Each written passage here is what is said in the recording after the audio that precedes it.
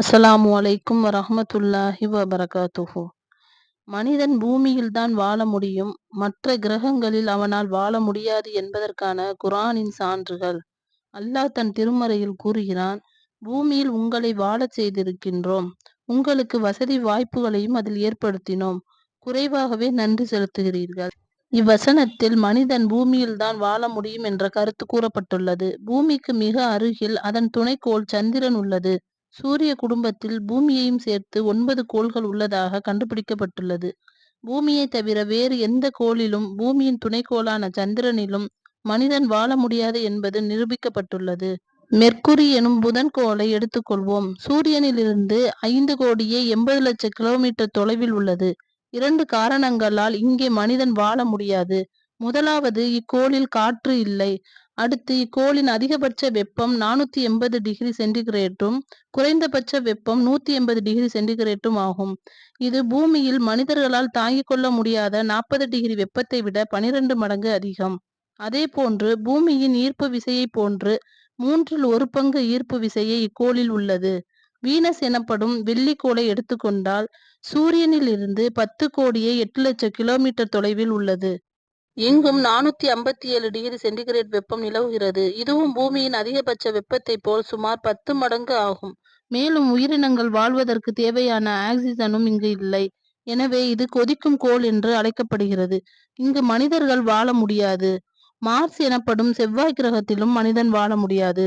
சூரியனிலிருந்து 23 கோடி கிலோமீட்டர் தொலைவில் உள்ள இக்கிரகத்தில் பூமியிலுள்ள காற்றில் 100 பங்கு தான் உள்ளது.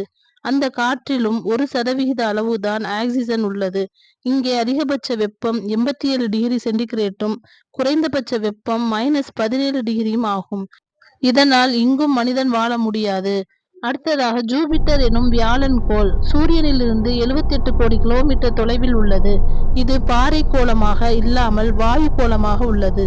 மேலும் இங்கு பூமியின் ஈர்ப்பு விசையை விட 2.5 மடங்கு அதிகம். இதனால் நமது எடை 2.5 மடங்கு அதிகமாகின்றது.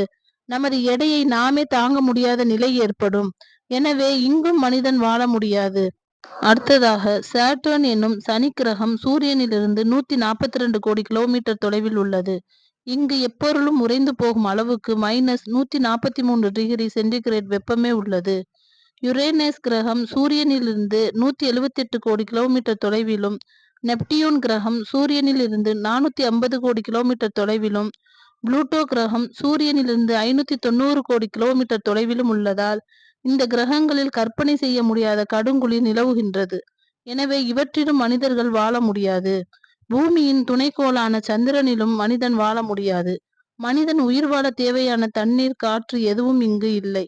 பகல் வெப்பம் 127 டிகிரி சென்டிகிரேட்டும் இரவு வெப்பம் -173 டிகிரி சென்டிகிரேட்டும் ஆகும். சூரியனிலிருந்து 15 கோடி கிலோமீட்டர் தொலைவில் உள்ள பூமியில் மட்டும்தான் மனிதன் வாழ முடியும். சில கோள்களில் உயிரினம் வாழ்ந்த தடயம் தென்படுகிறது என்றெல்லாம் கூறினாலும் அது நிரூபிக்கப்பட்டவை இல்லை. மனிதன் பூமியில் மட்டும்தான் வாழ முடியும் என்பதை விஞ்ஞானிகளும் ஒப்புக்கொள்கிறார்கள். மனிதன் தாங்கிக் கொள்கின்ற அளவுக்கு வெப்பமும் குளிரும் பூமியில் மட்டுமே உள்ளது. சில கோள்களில் காணப்படும் வெப்பம் மனிதனை கரிக்கட்டையாக்கிவிடும். சில கோள்களில் காணப்படும் குளிர் மனித இரத்தத்தை உறைந்து போக செய்துவிடும். உயிர் வாழ அவசியமான காற்றும் பூமியில்தான் இருக்கிறது. ஆக்சிஜன் துணையுடன் சில நாட்கள் விண்வெளியில் அல்லது சந்திரனில் தங்குவதை வாழ்வது என்று கூறக்கூடாது. அதைவிட முக்கியமாக கவனிக்க வேண்டியது, பூமி மட்டுமே சூரியனிலிருந்து 23 டிகிரி சாய்வாக சுழல்கிறது. இப்படி சாய்வாக சுழல்வதால் தான் கோடை, குளிர், வசந்தம் மற்றும் இலையுதிர் காலங்கள் ஏற்படுகின்றன. வருடமெல்லாம் ஒரே சீரான வெப்பமோ குளிரோ இருந்தால் அதுவும் வாழ்வதற்கு ஏற்றதாக இல்லை. எழுத படிக்க தெரியாத முஹம்மது நபி ஸல்லல்லாஹு அலைஹி வஸல்லம் அவர்களுக்கு இதில்தான் நீங்கள் வாழ்வீர்கள் என்று எவ்வாறு கூற முடியும்? எல்லா கோள்களையும் படைத்த இறைவனால் மட்டுமே அன்றைய நிலையில் இதனை கூற முடியும். எனவே இதுவும் இறைவேதம் என்பதனை நிரூபிக்கும் சான்றாக திருக்குர்ஆன் உள்ளது. அஸ்ஸலாமு அலைக்கும் வரஹ்மத்துல்லாஹி வபரகாத்துஹு.